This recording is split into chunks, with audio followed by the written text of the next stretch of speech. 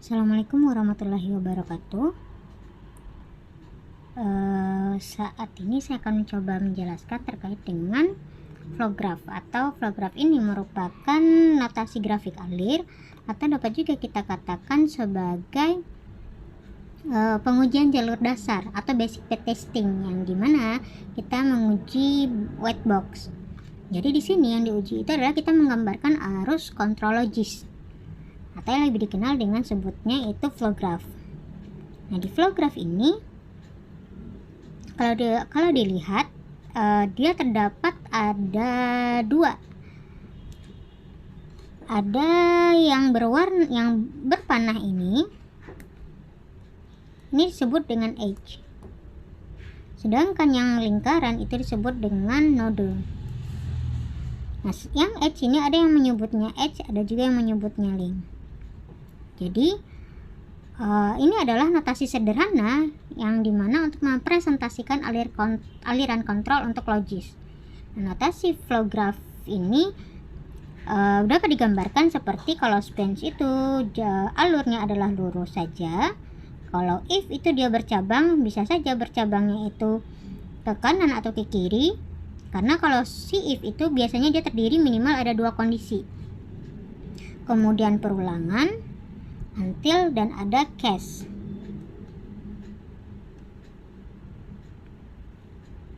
Nah, selain terdapat edge dan juga node, di situ terdapat region. Nah, region di sini merupakan dapat dikenal sebagai kumpulan dari beberapa node dan edge, di mana dia membuat suatu kesatuan. Nah, kalau misalkan sebelumnya sudah pernah membahas atau mempelajari flowchart, si flow graph ini kita merepresentasikan perancangan prosedural. Jadi sama seperti bagian flow graph yang dimana hanya modelnya saja yang kita ganti. Kalau flow graph itu gambarnya seperti yang sebelah kiri, atau dia terdapat kondisi if else-nya berbeda gambarnya, setiap proses itu berbeda, start, kondisi if else, dan bagian yang lainnya itu berbeda. Sedangkan kalau flow graph itu hanya ada dua, yaitu node berbentuk lingkaran dan juga alirannya berbentuk panah.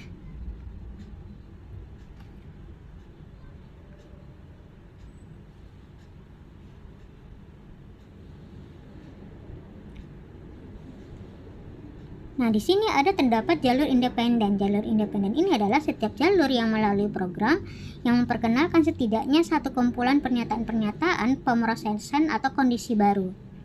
Jadi, kalau suatu program terdapat suatu program yang dimana kita sudah implementasi atau kita sudah merepresentasikannya ke dalam bentuk flow graph, dan hasil flow graph-nya adalah seperti ini, maka jalur independen nantinya yang dapat tercipta itu adalah sebanyak 4, atau kompleksitasnya itu adalah sebanyak 4 path. Nah, kenapa 4 path? Kondisi path yang pertama di sini adalah dari ketika awal program ketika awal program itu start atau dimulai, dia bisa kondisinya langsung menuju ke bagian 11 atau bisa langsung berakhir. Jadi kalau yang di bagian 11 ini dia biasanya adalah proses stop atau berakhirnya suatu program, dan satu ini adalah biasanya proses awal program. Kemudian path yang kedua, kondisinya adalah yang biasanya dilalui, berarti prosesnya adalah 1 menuju ke 2 dan 3, kemudian menuju 4 dan 5, ke 10, dan dia kembali ke 1, dan akhirnya ke 11.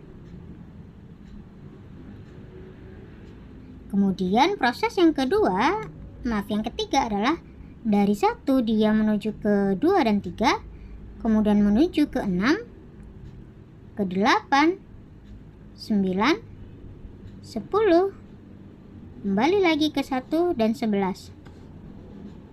Dan yang terakhir itu adalah 1, 2, 6, 7, 9, 10, 1, dan 11. Jadi semua jalur itu harus dilalui. Nah, ketika semua jalur sudah dilalui, kita dapat mengetahui berapa jumlah jalur independen diciptakan atau independent patch-nya, atau berapa kompleksitas yang dihasilkan.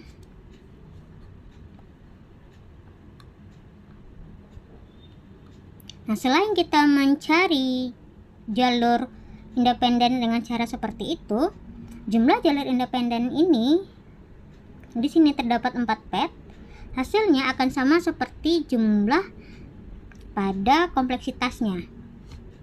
Nah, proses kita mencari jumlah kompleksitas itu adalah menggunakan rumus. Ada 2 rumus yang dapat digunakan, yaitu E dikurang N ditambah 2 atau P ditambah 1. N di sini adalah jumlah node H, sedangkan N di sini adalah jumlah node. Kalau untuk rumus yang kedua, P ditambah 1, P di sini adalah jumlah node predikat. Node predikat itu adalah node di mana dia memiliki 2 H. Nah, ketika kita gunakan proses yang tadi,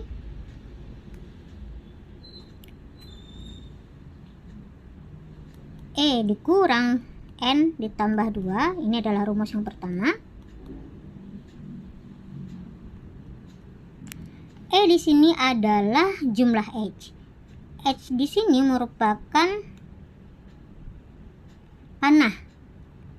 Jadi kalau misalkan dihitung berapa jumlah panah yang terdapat pada suatu proses program tersebut, ini adalah panah yang pertama dari node 1 ke node 23.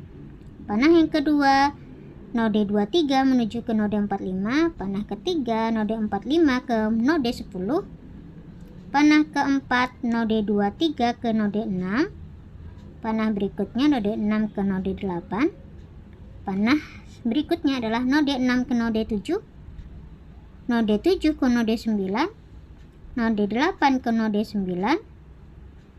node 9 ke node 10, dan selanjutnya adalah node 10 ke node 11, ke node 1, dan yang terakhir adalah node 1 ke node 11. Sehingga jumlah node semuanya, jumlah H semuanya itu berjumlah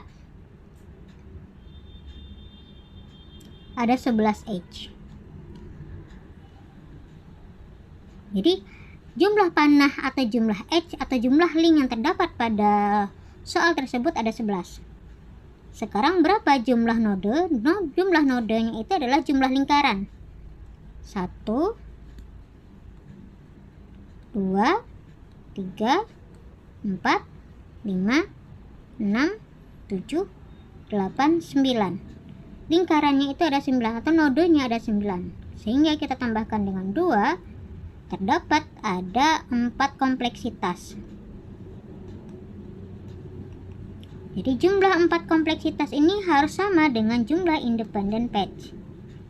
Jadi kalau misalkan kita menggunakan rumus pencarian proses kompleksitasnya terdapat 4, maka jalur independen atau independent patch-nya itu nanti akan berjumlah 4 juga.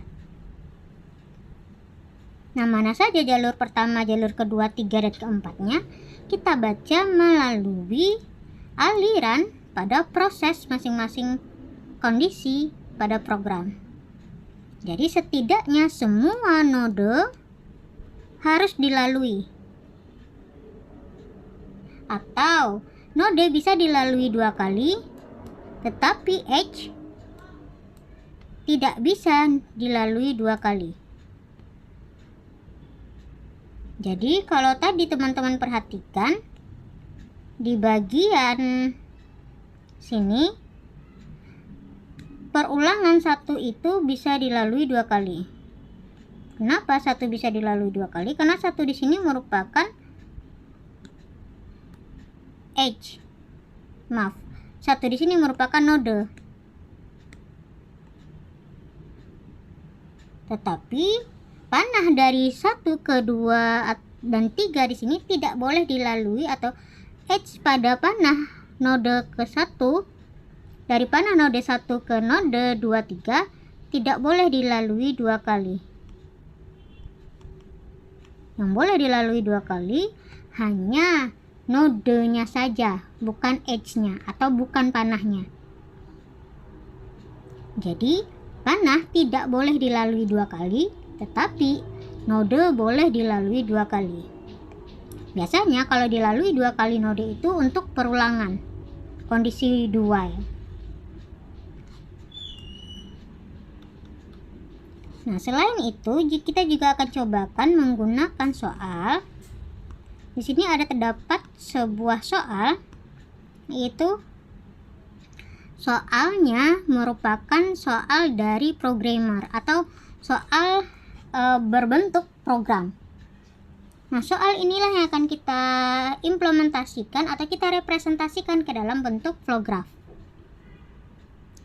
Nah, di sini sudah saya tuliskan yang nomor 1, nomor 2, nomor 3, 4, 5, 6, 7, dan 8. Di sini boleh, sebenarnya tidak harus 7A, 7B ya, tetapi kalau misalkan ingin dibuat 7 dan ini 8, maka ini 9. Kebebasan itu sebenarnya. Tapi sini saya buatkan 7A, 7B. Nah, coding inilah atau program inilah yang akan kita representasikan ke dalam bentuk flow graph. Nah, hasil flow graph-nya bagaimana? Kondisi 1 di sini adalah start. 1 menuju 2. Di mana kondisi 2 di sini merupakan kondisi if. Biasanya ketika ada kondisi if, minimal dia ada di dalamnya itu 2 kondisi, if else. Jadi penggunaan if else itu minimal akan ada 2 kondisi yang tercipta. Pernyataan benar, ini adalah pernyataan benar, dan juga pernyataan salah. Ini adalah pernyataan salah. Maka kalau digambarkan 3 di bagian kanan, 4 di bagian kiri. Kenapa hanya 2? Karena kondisinya di sana if else-nya hanya ada 2. If dan else saja. Kemudian di bagian else ini terdapat kondisi if lagi. Maka si kondisi 4 juga nantinya akan memiliki 2 percabangan. Percabangannya apa? Kondisi benar yaitu 5 dan kondisi salah yaitu 6. Maka ini 5 dan 6.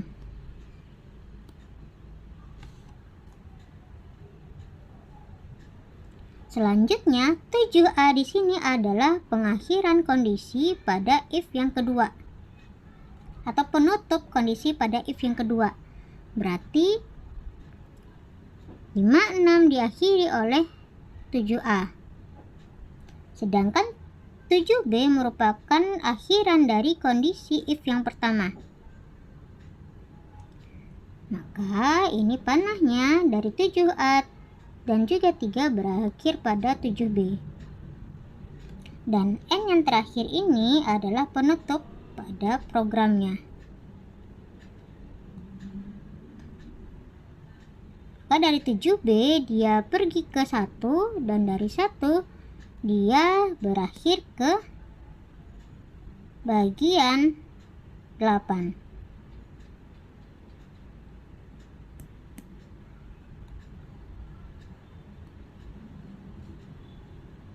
Nah, ini adalah bentuk dari flow graph untuk contoh codingan tadi. Jadi ketika suatu kondisi if else, maka dia biasanya akan ada kondisi benar dan salah. Ini adalah kondisi benar, true. Ini adalah kondisi salahnya, else ya, false.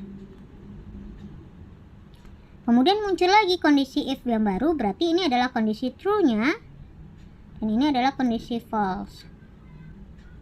7A merupakan penutup pada bagian if else yang kedua dan undo pada 7B merupakan penutup kondisi if else yang pertama. Dan 8 adalah penutup dari codingan tersebut. Nah, kalau kita sudah dapatkan flow graph-nya atau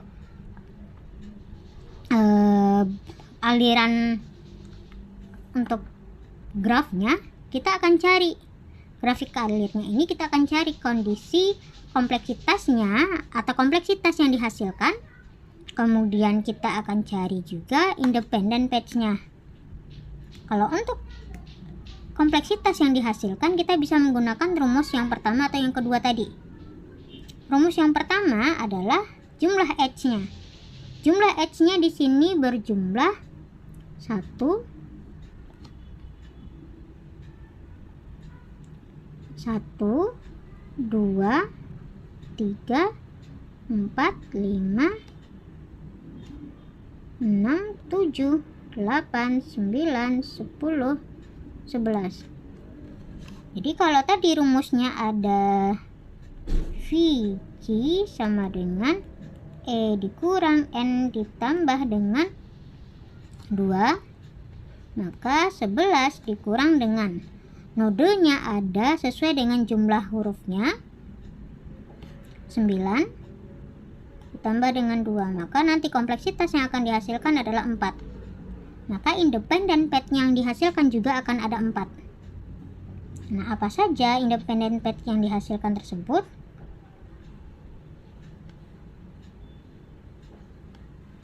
Yang pertama,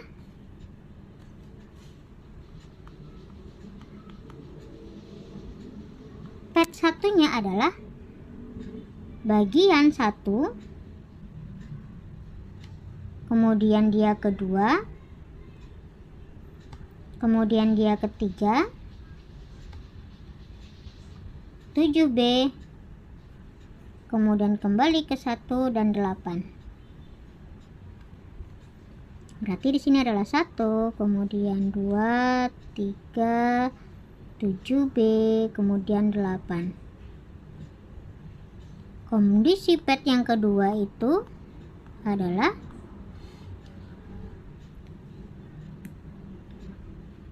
1,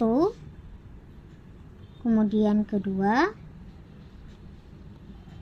4,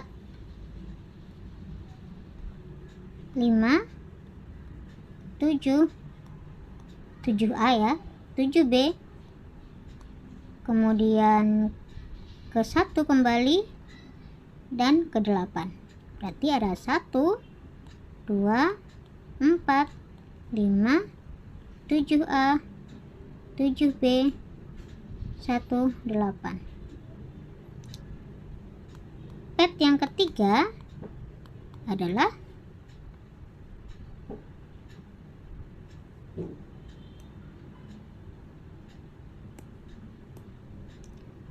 1, kita ganti dulu warnanya ya. 1, 2, 4,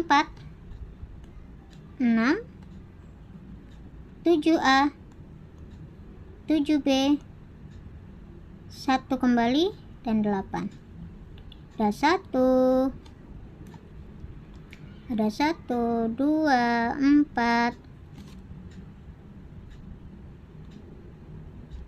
5, maaf bukan 5 ya, 4, 6, 7A, 7B, 1, dan 8.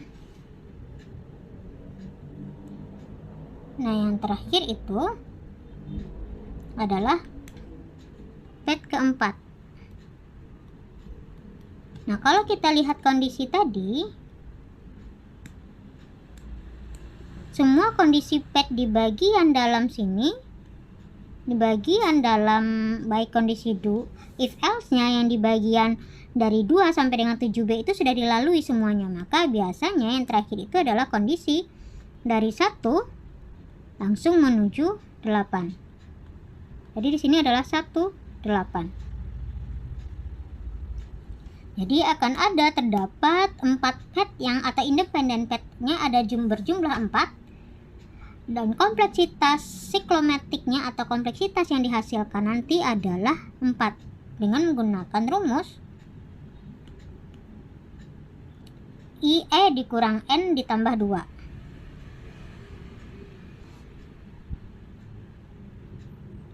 Nah, untuk soal yang tadi kita sudah buatkan flow graph-nya. Jumlah independent pad yang dihasilkan ada 4, siklomatiknya yang dihasilkan juga ada 4. Jadi, independent pad dan juga kompleksitas siklomatiknya harus berjumlah sama. Kalau misalkan teman-teman sulit dalam mencari independent path-nya, silahkan dicari kompleksitas siklomatiknya terlebih dahulu. Maka kalau misalkan kompleksitas siklomatiknya berjumlah 4, maka nantinya independent path-nya juga akan berjumlah 4. Lalu yang mana saja jalur independennya? Nah, silahkan dilalui semua kondisi yang ada pada flow graph-nya. Setelah itu di sini terdapat ada soal lainnya, yaitu codingan do while atau not. Nah, di sini kita gambarkan juga dia ke dalam bentuk flow graph. Nah, dalam bentuk flow graph di sini berbeda dengan penomoran yang saya berikan sebelumnya. Kalau penomoran yang saya berikan sebelumnya itu mungkin sudah gampang dalam memasukkannya ke dalam masing-masing node atau flow graph yang nanti.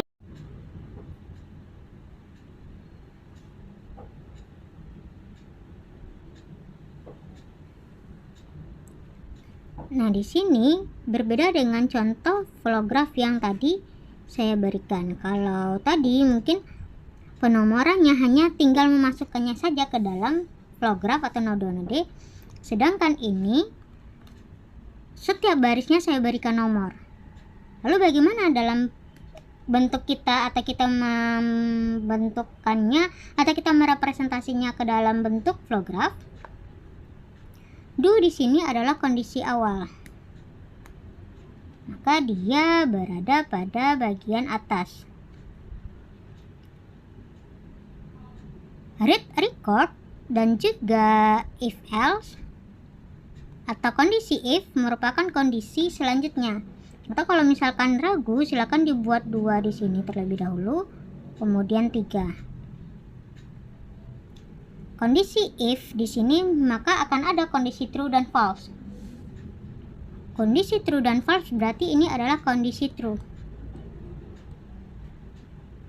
4, 5, 6 adalah kondisi true. Kondisi else-nya itu adalah 7. Nah, di bagian else juga akan ada kondisi if. Maka cukup dibuat saja 4, 5, dan juga 6 di bagian kondisi true. Sedangkan di kondisi if else-nya hanya 7 saja. Nah, di kondisi else terdapat kondisi if baru atau percabangan baru. Kondisi true-nya di sini terdapat pada line 8, maka di sini adalah 8. Kemudian kondisi else-nya adalah 9 dan 10 atau false. Maka di sini 9,10. Nah, selanjutnya 11 merupakan kondisi untuk if yang kedua, sedangkan 12 penutup kondisi untuk if yang pertama. Maka di sini adalah 11, di sini adalah 12. 13 adalah penutup.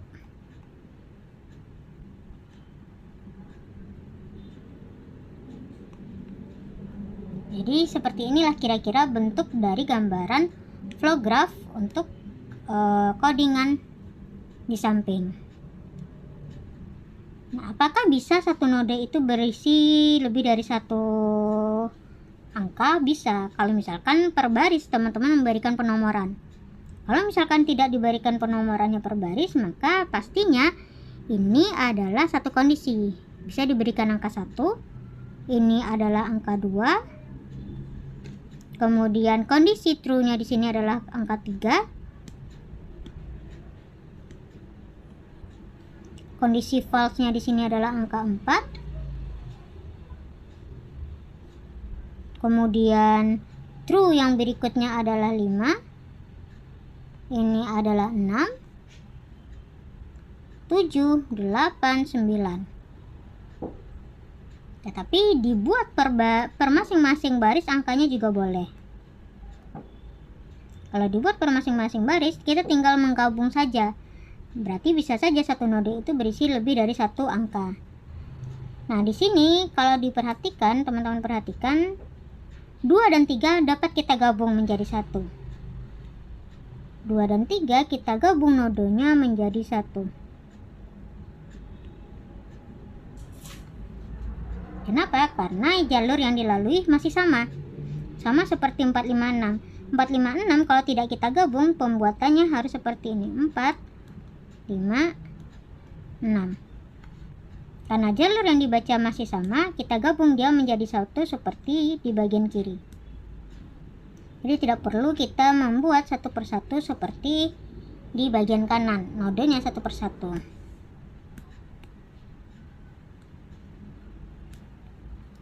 Lalu bagaimana jumlah kompleksitas siklomatiknya?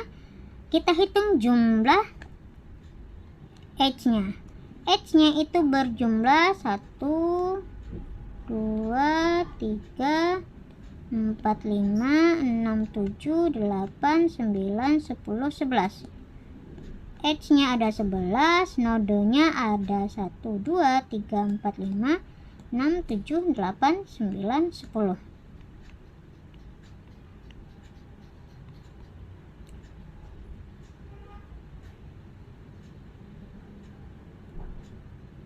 Maaf, ada 9 ya nodenya. Maka nanti akan tercipta 4 kompleksitas siklomatik. Ketika siklomatik atau kompleksitas siklomatiknya 4, maka independen petnya juga nanti akan ada 4. Jadi kalau tadi mungkin hampir sama seperti jalur yang dilalui oleh contoh kita yang sebelumnya. Hanya saja penulisan node di dalamnya berbeda. Jadi seperti itulah penjelasan terkait dengan flow graph atau bagaimana kita merepresentasikan proses-proses itu atau proses-proses yang ada di bagian prosedural atau perancangan prosedural kita implementasikan dia ke dalam bentuk flow graph. Sekian untuk materi kita hari ini terkait dengan flow graph. Wassalamualaikum warahmatullahi wabarakatuh.